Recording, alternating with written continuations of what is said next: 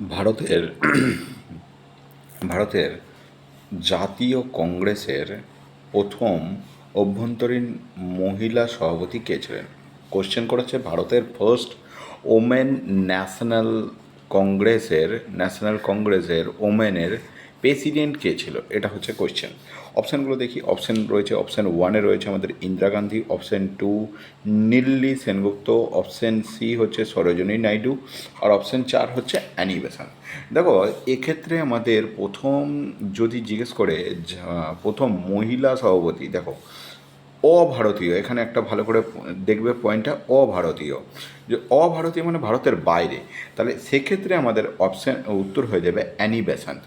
যদি আমাদের কোয়েশ্চেনটা করতো যে প্রথম ভারতীয়কে, যে ভারতীয় মহিলা সভাপতি কে ছিলেন, তার উত্তর হতো সরোজিনী নাইডু।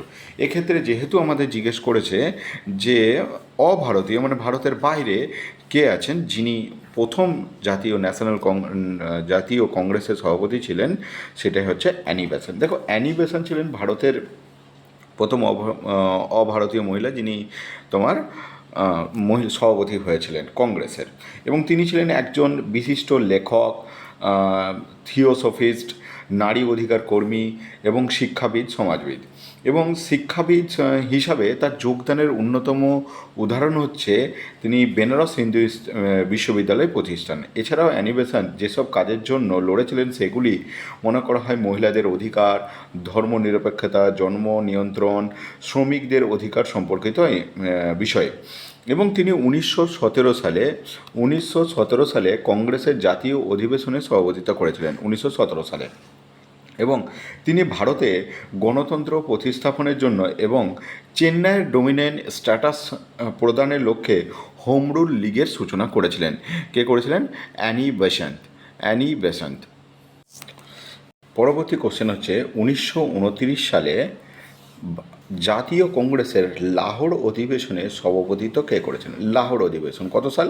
1929 সাল। দেখো, এক্ষেত্রে আমরা অপশানগুলো একটু দেখে নিই। জওহরলাল নেহেরু, মতিলাল নেহেরু, সুভাষচন্দ্র বসু, মহাত্মা গান্ধী।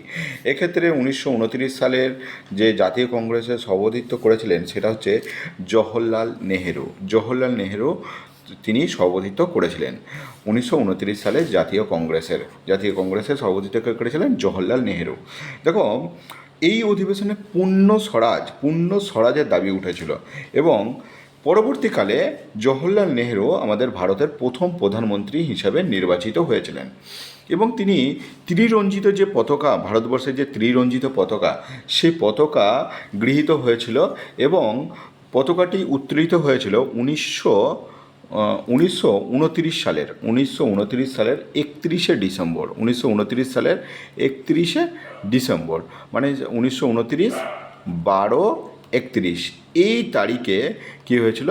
ত্রিরঞ্জিত পতাকা উত্তোলিত হয়েছিল। এবং 26শে জানুয়ারি তোমার 26শে জানুয়ারি 1930 সালে ভারতের প্রথম স্বাধীনতা দিবস হিসাবে পালন করা হয়েছিল। তাহলে তোমার কত তারিখ? 26শে জানুয়ারি 1930 সালে আমাদের কী হয়েছিল? প্রথম স্বাধীনতা দিবস হিসেবে পালন করা হয়েছিল। এবং সেই দিনটাকে মনে করার জন্য মনে রাখবে, পরবর্তীকালে আমাদের সংবিধান যে লাগু হয়েছিল বা চালু হয়েছিল বা স্টার্ট করা হয়েছিল, যেটাকে আমরা প্রজাতন্ত্র দিবস বলি বা রিপাবলিক ডে বলি, সেটা হচ্ছে কত? 26শে জানুয়ারি 1950-তে। এই দিনটাকে স্মরণ করার জন্যই কিন্তু যে 26শে জানুয়ারি 1930 সালে যে প্রথম স্বাধীনতা পালন করা হয়েছিল, এই দিনটাকে স্মরণ করার জন্যই আমাদের এই ডেটে মানে 26শে জানুয়ারি 1950 সালে আমাদের সংবিধান স্টার্ট করা হয়েছিল, লাগু হয়েছিল। ঠিক আছে, এরপর আমরা নেক্সট অপশানগুলো দেখে নিই। পরবর্তী অপশান আছে আমাদের মতিলাল নেহেরু। দেখো, মতিলাল নেহেরু জাতীয় কংগ্রেসের তোমার অমৃতসর অধিবেশন সভাপতিত্ব করেছিল। কোন অধিবেশন? অমৃতসর অধিবেশন মতিলাল নেহেরু সভাপতিত্ব করেছিলেন। সুভাষচন্দ্র বসু হরিপুরা এবং ত্রিপুরী অধিবেশন সভাপতিত্ব করেছিল। হরিপুরা এবং ত্রিপুরী অধিবেশন সভাপতিত্ব করেছিলেন। মহাত্মা গান্ধী, এমজি গান্ধী জাতীয় কংগ্রেসের বেলগাঁও অধিবেশনে সভাপতিত্ব করেছিলেন। আশা করছি জিনিসটা ক্লিয়ার হয়েছে তোমার। পরবর্তী কোশ্চেন দেখো, যে ত্রিপুরী সংকটের পরিসমাপ্তিতে কাকে কংগ্রেসের সভাপতিত্ব করা হয়েছিল? দেখো, প্রথম অপশানগুলো তুমি যদি দেখো, অপশান ওয়ানে পাবে পটব্বী সীতারামাইয়া এবং সর্দার বল্লভভাই প্যাটেল, সুভাষচন্দ্র বসু, আবুল কালাম আজাদ। দেখো, পটব্বী সীতারামাইয়াকে আমাদের এমজি গান্ধী মনোনীত করেছিল, এমজি গান্ধী। এবং এদিক থেকে তোমার সভাপতিত্ব, তার সঙ্গে পার্টিসিপেশন করেছিল, ইলেকশনে জিতে গেছিল কিন্তু সুভাষচন্দ্র বসু। এবং সুভাষচন্দ্র বসু তাহলে প্রেসিডেন্ট হওয়ার কথা। এই জায়গায় একটা সংকট তৈরি হয় এবং পরবর্তীকালে দেখা যায় যে সুভাষচন্দ্র বসুই প্রেসিডেন্ট হয়, তোমার সভাপতিত্ব হয়। এক্ষেত্রে আমাদের সঠিক উত্তর হয়ে যাবে অপশন সি, সুভাষচন্দ্র বসু। সুভাষচন্দ্র বসু আমাদের সঠিক উত্তর হয়ে যাবে। পরবর্তী কোয়েশ্চেন আমরা দেখে নিচ্ছি।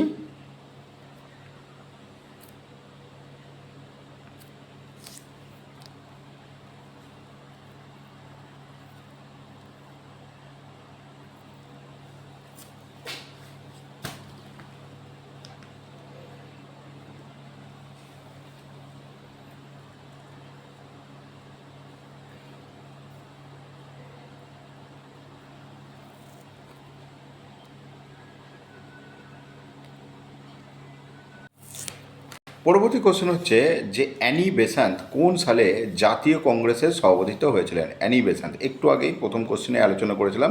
এখানে কোশ্চেনটা করছে কোন সালে মনোনীত হয়েছিলেন। দেখো, এক্ষেত্রে রাইট অ্যান্সার হয়ে যাবে 1917 সাল। একটু আগেই আমি বললাম 1917 সাল।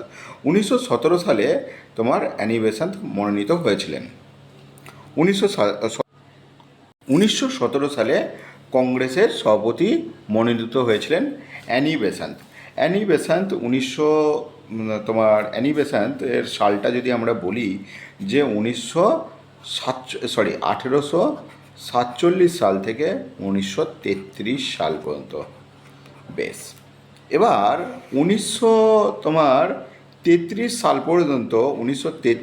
পর্যন্ত অ্যানি বেসান্ত থিওসফিক্যাল সোসাইটি যে ছিল তার অধ্যক্ষ ছিলেন। থিওসফিক্যাল সোসাইটির অধ্যক্ষ ছিলেন অ্যানি বেসান্ত 1933 সাল পর্যন্ত। এবং তার যে চারিত্রিক গুণাবলী জন্য তাকে হীরক আত্মা বলা হতো। তাকে কি বলা হতো? হীরক আত্মা বলা হতো। অ্যানি বেসান্তকে হীরক আত্মা বলা হতো। তার চারিত্রিক গুণাবলীর জন্য হীরক আত্মা বলা হতো। এবং তিনি ভারতে হোম রুল আন্দোলনের পরিচালনা করেছিলেন এবং ভারতের গণতন্ত্রকে রক্ষা করার জন্য অগ্রসর হয়েছিলেন। এবং 1917 সালে প্রথম মহিলা হিসাবে তাকে কংগ্রেসের সভাপতি মনোনীত করা হয়েছে। আশা করছি জিনিসটা তোমাদের।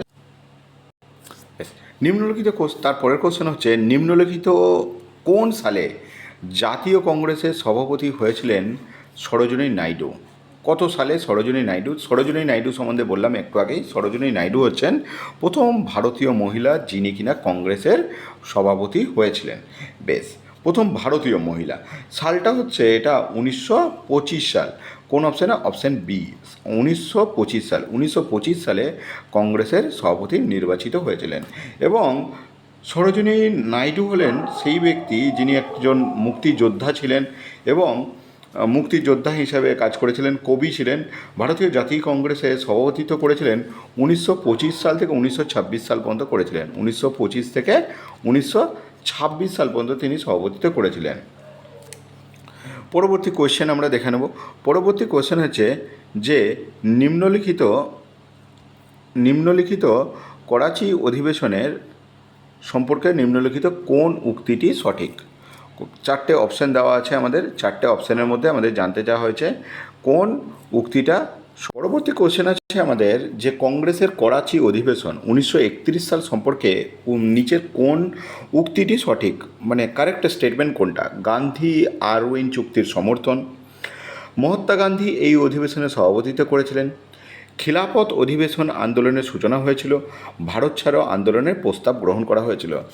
এই প্রশ্নের আমরা সঠিক উত্তর করার আগে আমি একবার কংগ্রেসের অধিবেশনের খুব গুরুত্বপূর্ণ টপিকগুলো নিয়ে একবার শর্ট একটা ডিসকাশন করে নিচ্ছি, তারপর আমি আসছি এই কোশ্চেনে। দেখো, তোমরা দেখতেই পাচ্ছ প্রথমে কংগ্রেসের প্রতিষ্ঠা 1985 সালে, সেটা হচ্ছে বোম্বেতে। বোম্বেতে 1885 সালে প্রথম সভা হয়েছিল। সভাপতি ছিলেন উমেশচন্দ্র ব্যানার্জি। সভাপতি ছিলেন কে? উমেশচন্দ্র ব্যানার্জি। পরবর্তীকালে 1986 সাল কোথায় হয়েছিল? কলকাতা। সভাপতি কে ছিলেন? পরপর 3বার ছিলেন দাদাভাই নওরোজি। কত সাল সেগুলো? 1986, 1886, 1883, 1906 পর্যন্ত কে সভাপতি ছিলেন? সব কোটাতে ছিলেন দাদাভাই নওরোজি।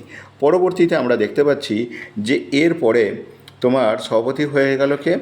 1906-এর পর হয়ে গেল 1887। এটা হচ্ছে মাদ্রাজে হয় বদরুদ্দিন তয়েবজি। এবং বদরুদ্দিন তয়েবজি ছিলেন প্রথম মুসলিম সভাপতি। 1887 সালে কে হচ্ছিলেন? বদরুদ্দিন তয়েবজি, এবং প্রথম মুসলিম সভাপতি ছিলেন। বেশ, এরপরে আমরা দেখতে পাচ্ছি এলাহাবাদ 1888। এলাহাবাদে জর্জ ইরুল প্রথম ইংরেজ সভাপতি হচ্ছেন। জর্জ ইরুল 1888। তারপরে 1889 হচ্ছেন স্যার উইলিয়াম ওয়েডেনবার্ন হচ্ছেন 1889 সালে। তারপরে এদিকে 1905 সালে হচ্ছেন বেনারসে জি কে গোখলে হচ্ছেন 1905 সালে সভাপতি। 1907 সালে হচ্ছেন তোমার সুরাটে রাসবিহারী বোস। 1907 সালে তারপরে তোমার এদিকে 1917 সালে তোমার কলকাতায় অ্যানি বেসান্ত হচ্ছেন। কলকাতাতে অ্যানি বেসান্ত সভাপতি হচ্ছেন এবং প্রথম মহিলা সভাপতি হচ্ছেন। তারপরে আমরা দেখতে পাবো যে 1929 সাল লাহোরে জওহরলাল নেহেরু হচ্ছেন এবং পূর্ণ স্বরাজ প্রস্তাব নিয়ে আসছেন। তিনি পূর্ণ স্বরাজের প্রস্তাব নিয়ে আসছেন। তারপর 1932 সালে এবং 33 সাল এই দুটি বছর অধিবেশন নিষেধাজ্ঞা রয়েছে। তারপরে 1934 সালে রাজেন্দ্র প্রসাদ সভাপতি হচ্ছেন। কে হচ্ছেন? রাজেন্দ্র প্রসাদ সভাপতি হচ্ছেন। তারপরে আমরা দেখতে পাবো যে সেটা কত সালে হচ্ছে? বোম্বেতে হচ্ছে 1934 সাল। এরপর 1936 সাল লখনৌতে নেহেরু আবার প্রেসিডেন্ট হচ্ছেন। এরপরে আমরা চলে আসছি, দেখো এক্ষেত্রে আমাদের সঠিক স্টেটমেন্ট শুধুমাত্র অপশান 1টা হয়ে যাবে, গান্ধী আরউইন চুক্তির সমর্থন। 1931 সালে অনুষ্ঠিত কংগ্রেসের করাচি অধিবেশনে গান্ধী আরউইন চুক্তির সমর্থন করা হয়েছিল এবং ওই বছরেই 26 এবং 27 মার্চ আয়োজিত করা হয়েছিল। এবং দ্বিতীয় দফায় গোলটেবিল বৈঠকের জন্য গান্ধীজিকে মনোনীত করা হয়েছিল। কংগ্রেসের সভাপতি মনোনীত করা হয়েছিল। দ্বিতীয় দফায় গোলটেবিল বৈঠকের জন্য গান্ধীজিকে মনোনীত করা হয়েছিল। আশা করছি জিনিসটা তোমাদের ক্লিয়ার হলো। পরবর্তী কোশ্চেন হচ্ছে 1920 সালে সেপ্টেম্বর মাসে জাতীয় কংগ্রেসের যে অধিবেশন হয়েছিল সেটা কোথায় হয়েছিল? 1920 সালে কোথায় হয়েছিল?